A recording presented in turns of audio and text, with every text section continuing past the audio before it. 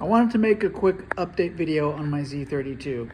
So I got a little hasty and I wanted to see if it would run with the stock, not the stock ECU. I have as a Haltech Platinum Platinum Sport, Haltech Sport 1000. I think it's a Sport 1000 ECU. Actually, I could look real quick. Anyway, I wanted to see if it would run on the previous tune just to see if it would run somewhat. So it's the Platinum Sport 1000. So anyway, I wanted to see if it would run with that, with the tune that was on that, which was with 850cc injectors. It was with the stock crank angle sensor and the stock coil packs.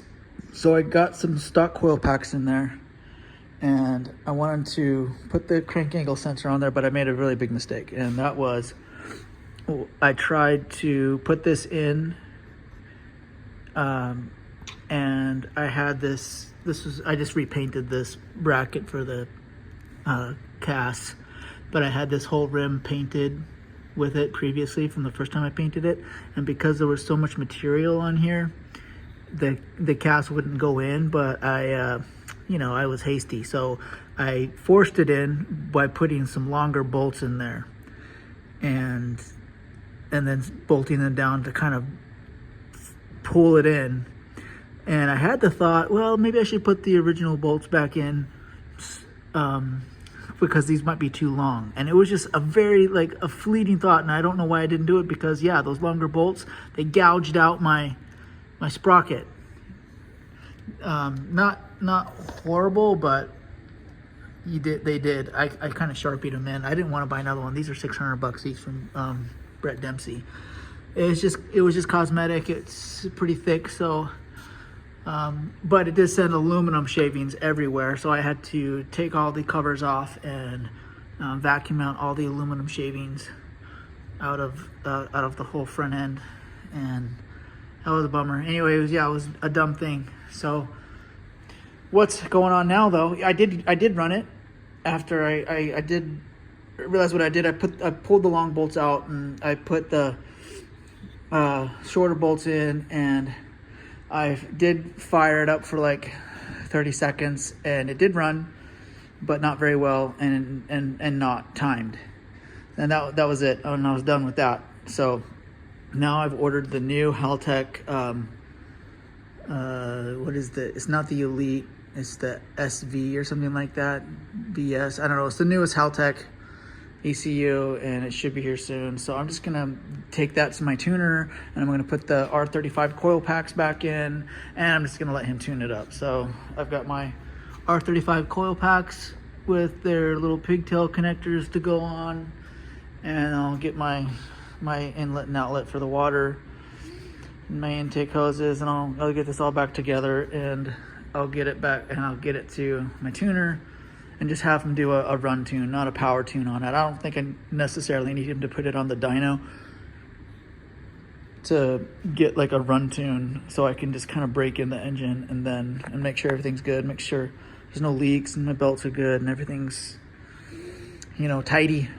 So, and then I'll take it and do a power tune, and I'm looking to make around 630 to 680 wheel horsepower is what I'm thinking it might do. So I have this top feed fuel rail with 1300cc injectors, and it now has, of course, it has an ATI damper with a 12-tooth 12-tooth wheel for the crank sensor to read the timing off the crank. And what else did I do? It's got solid lifters from Tomei that I had to shim and set the clearances to 11 thousandths. I might have a short video on that I could upload later. But that's pretty much it. Bigger fuel injectors, and the solid lifters, race cams, the from JWT, the solid lifter cams from JWT, and the springs that accompany them. Also I bored out another 20 thousandths, so instead of an 87 millimeter bore, it was 87.5 the first time, and that's 20 thousandths, and so now it is at 88 millimeter bore.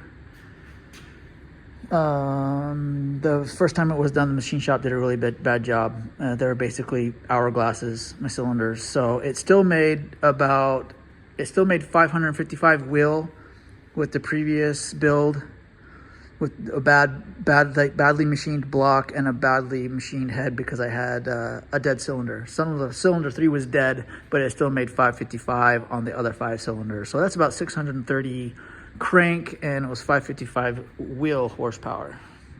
So yeah, I'm thinking maybe now with all 6 cylinders firing, I should be pretty close to 630 or 680, and that was the stock fuel pump. And oh yeah, I was gonna show you that I had kind of torque plates. I did use torque plates on this that my brother had built for me. So they go to an 89 millimeter bore. I don't know if that comes up in the camera, but these go up to 89. So yeah, these torque plates were used to do the engine block properly this time. And then I had my heads completely redone. And they are Ferrera 1 millimeter oversized valves in the head. And the guy that did my head just did a really bad job. So that's been redone by a place in Auburn, Washington called Heads Up. And that's all they did, was just reseal my valves. And because the first time it was just, the valve job was so bad on number 3 that there was no compression. Okay, I think that's it for a good update. Yep, I'm gonna get these in. I'll get that Haltech ECU, then I'll get it tuned for just a break-in tune. And then we'll go from there, and we'll hopefully see some numbers close to what I'm talking about.